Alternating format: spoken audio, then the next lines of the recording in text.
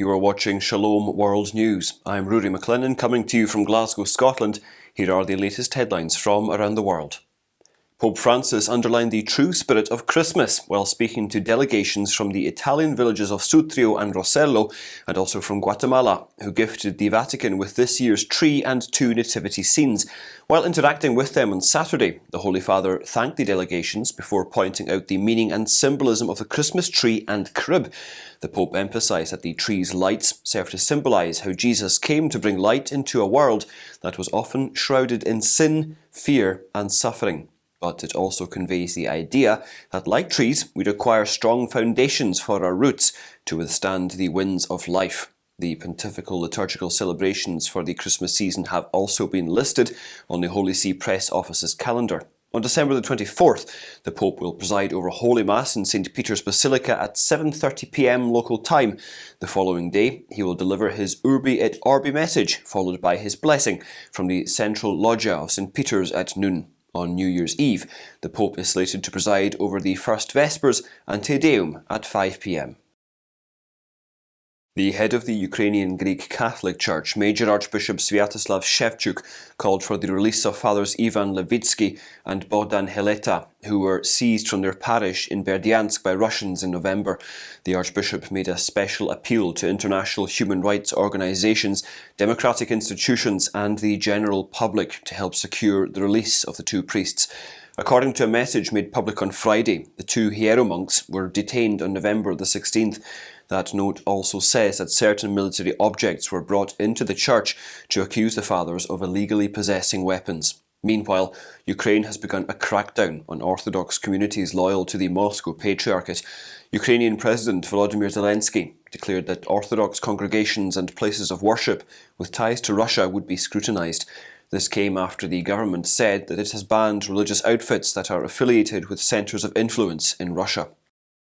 Thousands of pro-life demonstrators gathered in the Maltese capital Valetta on Sunday to protest against the proposed amendments to the abortion law.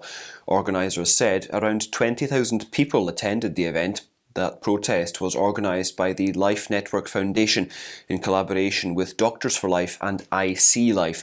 Protesters gathered outside the office of Malta's Prime Minister with the image of an unborn child, urging the government to abandon efforts to change the nation's stringent anti-abortion laws.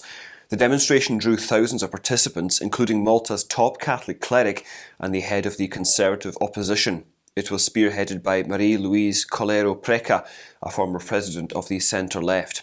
Malta is the only member of the European Union which bans abortion in all circumstances, even when a woman's life or health is endangered by her pregnancy. Last week, Health Minister Chris Fearn presented an amendment in Parliament that would make doctors no longer risk imprisonment if their intervention to help women with severe health issues caused the end of a pregnancy. A watch worn by Pope Francis was sold at a charity auction and set a new world record for its brand.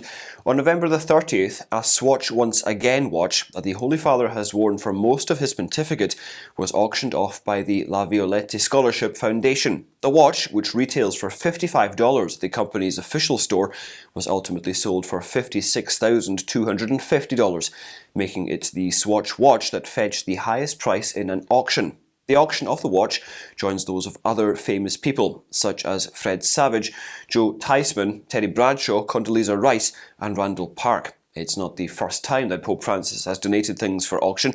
Harley Davidson sent the Pope a motorcycle less than a year after his election. After he autographed it, it was sold for $285,000. The funds raised were used to renovate the Don Luigi Liegro shelter home, which accepts the homeless and unemployed. The Islamic State has been committing war crimes against Iraq's Christians. That is according to a recent investigative report by the United Nations. The report's findings show that extremist groups linked to the Islamic State specifically targeted Christians in 2014 when they seized control of Iraqi cities. It also discusses the forcible eviction of Christians, forcible conversion to Islam, the theft of homes and belongings, and the demolition of churches and other archaeological monuments. According to the UN, armed groups conducted operations to seize control of the most notable Christian communities in the Nineveh Plains, north of Mosul. Additionally, Christians in certain regions such as Al-Hamdaniya, Karim Lesh and Bartella were compelled to abandon their homes or convert to Islam. Bishop Rui Valerio of the Armed Forces and Security of Portugal has said that at least 8,000 young military personnel from different countries are going to take part in World Youth Day in Lisbon in 2023. The World Youth Day will take place from the 1st to the 6th of August next year in the Portuguese capital. According to the local organising committee, more than 200,000 people have already registered for the event. Bishop Valerio also said that military pilgrims will have a meeting on August the 2nd in 2023. Registration is in full swing after Pope Francis enrolled as the first pilgrim for the global event. In their plenary session, the Ukrainian Roman Catholic bishops expressed gratitude to the Polish clergy and faithful for the help shown since the beginning of the war. On the second Sunday of Advent, the Catholic Church in Poland celebrated the Day of Prayer and Material Aid for the Church of the East and dedicated this year in a special way to Ukraine. In a letter addressed to the whole Catholic Church in Poland, they said it is difficult today to summarise with numbers the help received, but it is enormous, as is the heart of the Poles. They thank the Polish Church for the fraternal love shown over more than 30 years. They emphasise that amid the ongoing war in Ukraine, the attitude of the Poles is for them a light of hope and a source of pride. The Archbishop of Armagh and Primate of All Ireland, Eamon Martin, has slammed Westminster's priority of abortion at a time of health and cost of living crisis.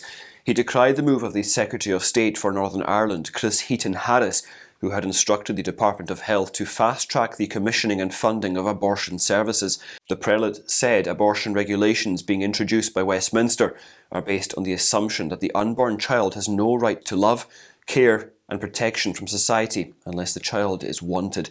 He added that nothing could be further from the truth. The prelate appealed for the defence of the rights of all children in the womb. He also said their right and that of their mothers to love, care and protection be respected and upheld. Archbishop Martin said the Catholic bishops of Northern Ireland remain committed to working with all sectors of society. Following Vermont's settlement of two related cases on November the 30th, religious private schools in the American state will now be eligible for a tuition assistance program that had previously been denied to them. The Vermont Town Tuition Program, which formerly permitted payments to secular private schools, offers tuition advantages to students who reside in towns without public schools. State and local government representatives agreed as part of these settlements that Vermont's exclusion of religious private schools was invalid and could not be enforced. The Diocese of Burlington, which serves 2,300 students at 13 schools, was party to both lawsuits, along with several private schools. Since 1869, Vermont has had a school choice program. Following a Supreme Court decision that stated that Vermont's constitution forbade the use of public funds to sponsor any institution of worship, the state has prohibited religious schools from participating in the program since 1999. A second Indiana judge has blocked the American state from enforcing its law banning most abortions. This came after Jewish, Muslim and other non-Christian women challenged it in a lawsuit. Marion County Superior Court Judge Heather Welch issued a preliminary injunction against the Republican-backed law, which prohibits abortion with limited exceptions for rape, incest, lethal fetal abnormalities, or a serious health risk to the mother. The plaintiffs argued that the measure infringed on religious freedom protected by another state law.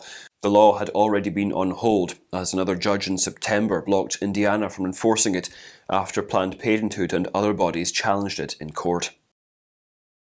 3 days of national mourning began in the Democratic Republic of Congo on Saturday after the massacre of civilians in the country's east by Islamist militants. The government accused the M23 militia of slaughtering 50 people at Kishishe, a village around 70 kilometres north of Goma. The M23 said the allegations were baseless, denying that it targeted civilians. Since reports of the massacre have emerged, calls for an independent investigation have been rising. Meanwhile, tens of thousands of Christians took to the streets on Sunday to protest against violence in the eastern regions. Church leaders have accused the international community of hypocrisy over Rwanda's alleged role in supporting the militants. And those are your latest headlines. Do join us again tomorrow for more. And do remember, you can always visit swnews.org for more updates. Shalom.